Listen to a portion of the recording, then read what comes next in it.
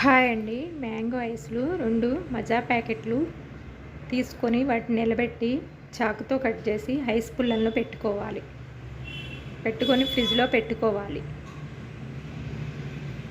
ఫ్రిడ్జ్‌లో నుండి తీసి చాకుతో పైన పేపర్‌ని కట్ చేస్తే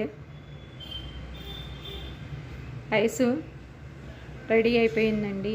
బయట నుండి పిల్లలకి తెచ్చిపెట్టే కంటే బయట షాపుల్లో ఇంట్లో మనం చేసి పెట్టుకున్నవి చాలా టేస్ట్గా ఉంటుంది.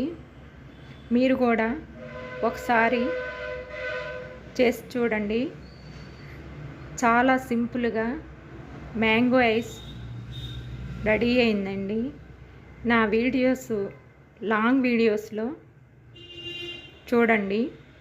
ఈ వీడియో నచ్చితే లైక్ చేయండి, షేర్ చేయండి, సబ్స్క్రైబ్ చేయండి. ఒక లైక్ ఇవ్వండి, మాకు సపోర్ట్గా ఉంటుంది. Thank you.